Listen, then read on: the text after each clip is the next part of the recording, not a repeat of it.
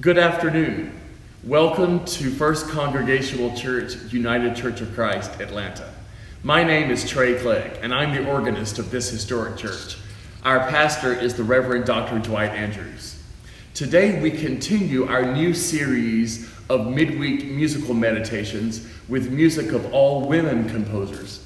I hope that this program and the ones to come will give you solace, lift your spirits, and encourage your souls. Please invite your friends to join us every Wednesday at noon. Thank you for your prayers and continued support. God bless you. The repertoire in today's recital begins with a large toccata, which is the final movement from an organ sonata by celebrated African-American woman composer Florence Price. Miss Price was the first African-American woman composer to have a piece premiered by a major symphony orchestra in the early 20th century. Next, we hear a slow movement from an organ sonata by celebrated African-American woman composer Florence Price. Third, we hear the reflective piece entitled Meditation by African-American woman composer Betty Jackson King, who was another trailblazer among women composers of color. Finally, I'll conclude today's performance with We Shall Overcome, a programmatic suite in 4 movements by African-American woman composer Dr. Sharon J. Willis from Atlanta. A programmatic suite is a piece which tells a story through music. This suite tells the story of the songs, struggles, violence, and hope of the American Civil Rights Movement of the 1950s and 60s. My dear friend and colleague, the legendary soprano Laura English Robinson, will join me in today's performance of this suite. God bless you, dear friends.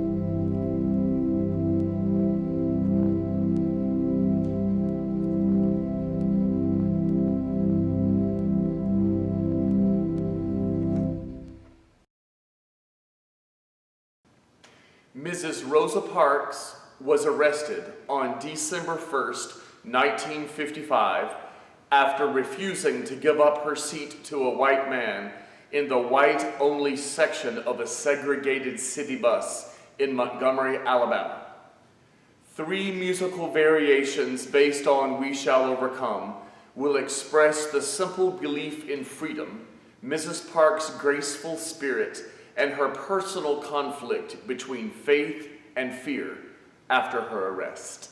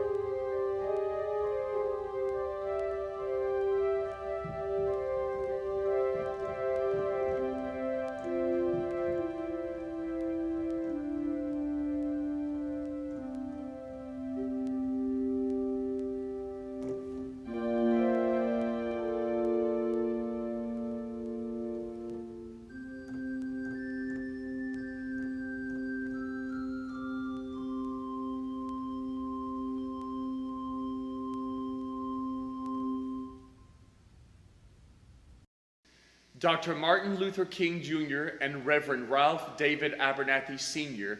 led many protest marches throughout the South, beginning December 5th, 1955, with the bus boycott in Montgomery, Alabama. They sang spirituals of conviction, "Ain't gonna let nobody turn me round," "Keep on a-walkin', keep on a-talkin', walkin' up to freedom land." In the marches they prayed daily, "Guide my feet, Lord, while I run this race, for I don't want to run this race in vain." These spirituals were a testament of faith as they faced death at every turn on the marches.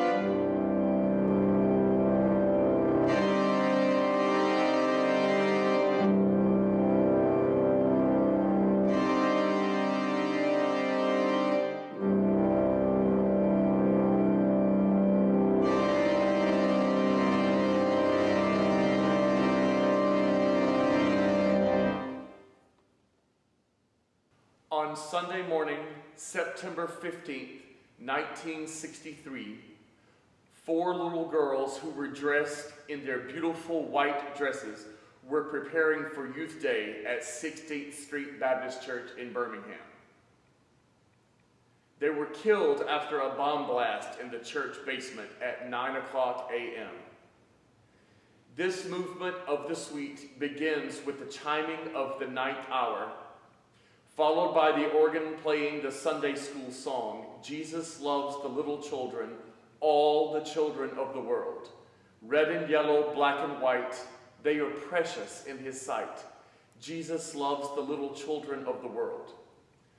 Then the spiritual, get on board, little children, there's room for many a more, begins the death summons in the music. The dismal melody, accompanied by descending atonal fifths in the organ, anticipates the fatal bomb blast.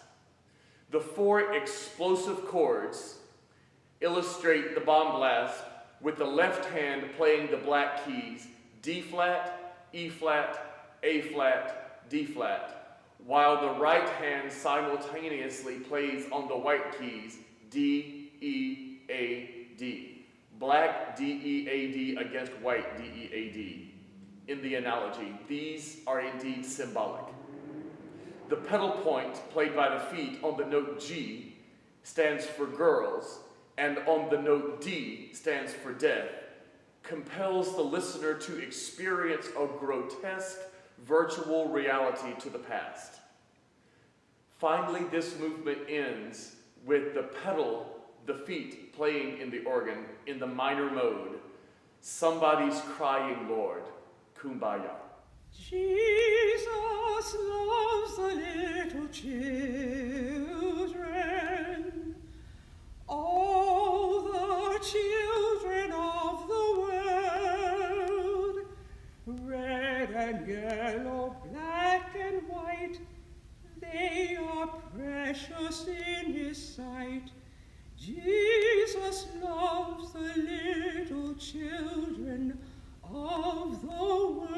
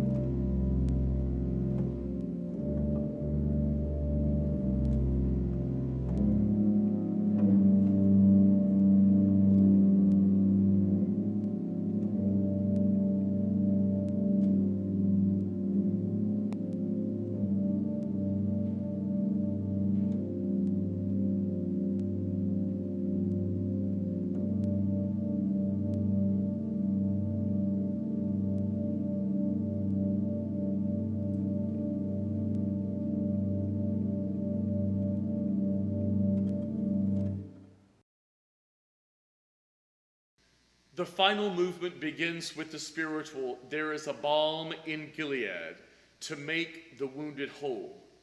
There is a balm in Gilead to heal the sin-sick soul." Without this healing balm of hope, we would fall prey to endless desperation, despair, and depression. We have come over a way that with tears has been watered. We have come treading the path through the blood of the slaughtered. Yet deep in my heart, I do believe we shall overcome someday. This is our hope, black and white together someday. There is a balm in Gilead to make the wounded whole. There is a balm in Gilead to heal the sin-sick soul.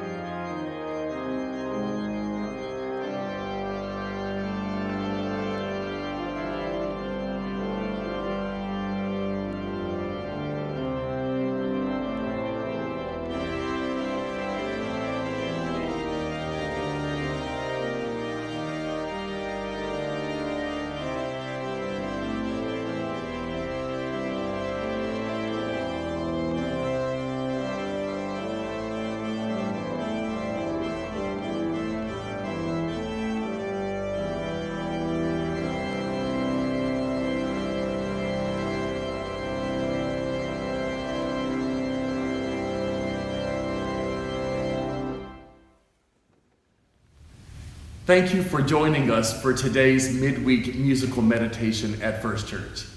I hope that today's performance brought you hope and inspiration. Please continue to join us, and we would invite you to continue to support all the ministries here at First Congregational.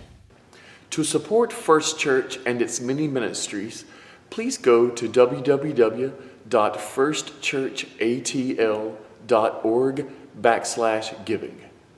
And for more information about us, please go to www.firstchurchatl.org or simply call us at 404-659-6255. The number for our prayer line is 762-244-3163.